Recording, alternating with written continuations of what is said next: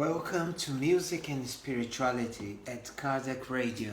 My name is Joka Daledon from London, UK.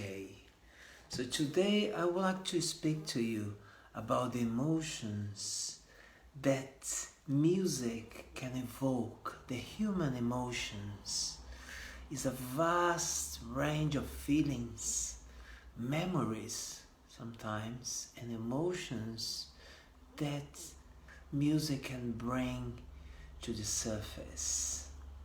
Music has this power, this ability to alter our mood, to relieve stress, and brings normally positive effects to the listener, to the one listen to the music.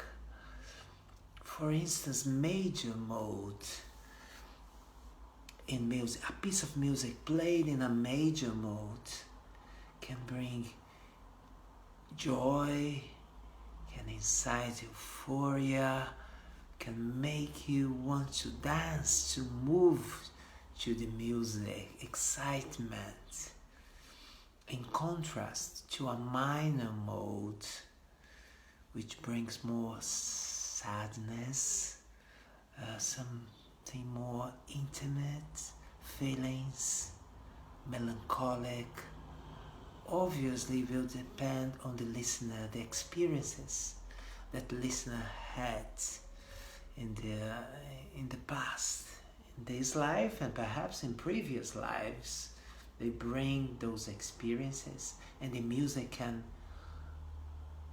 brought to the surface those feelings from the past, or perhaps from that moment, from the present, when you listening to the music.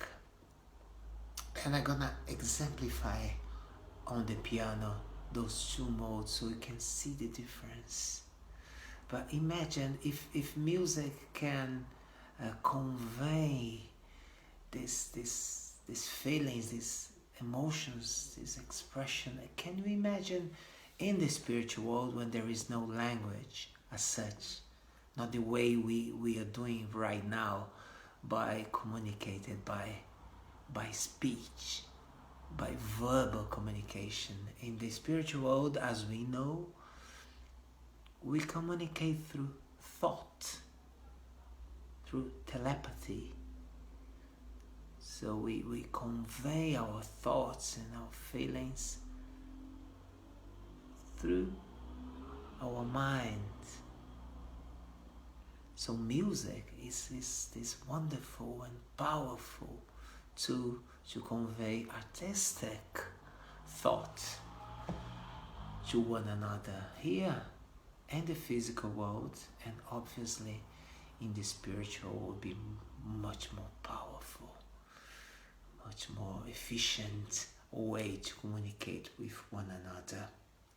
Music also is a way to find your own identity in this physical world. We know that especially young people use music to express their identity, their feeling about the things around them, about the world.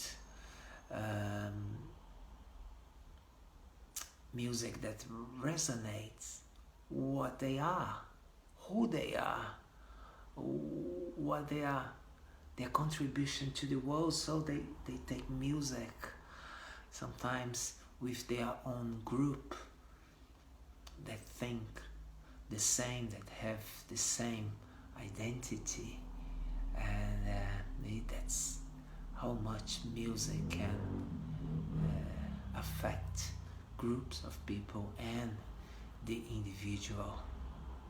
So going back to the major and minor mode that I mentioned before, like I'm gonna just play and exemplify what was talking about. The major chord, let's take a major chord here,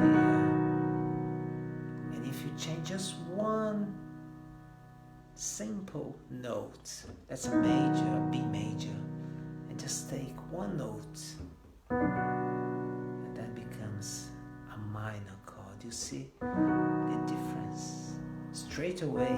Even they are, my facial expression changes to this, to a more intimate, more close feeling. And if I play a piece of music in a major chord and a minor chord, you're gonna see more clearly what I'm talking about. So that's a major.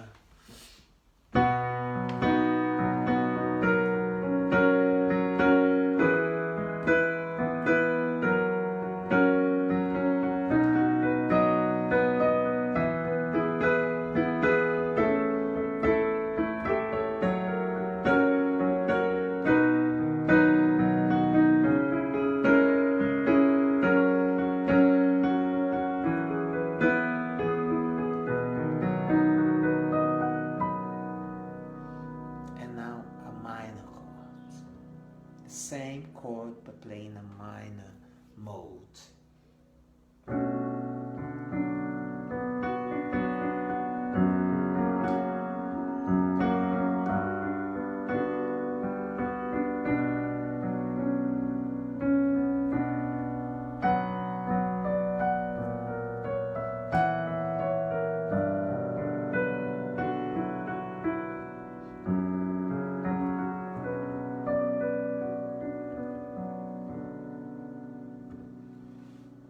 Can you notice the huge difference that making people's feelings evokes completely different range of emotions and feelings?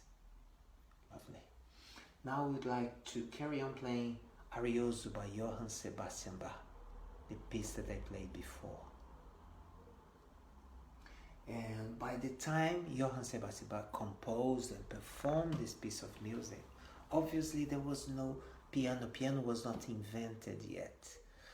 So Bach and all his contemporary composers and performers would play in a harpsichord or a clavichord, an instrument that would play at the same level.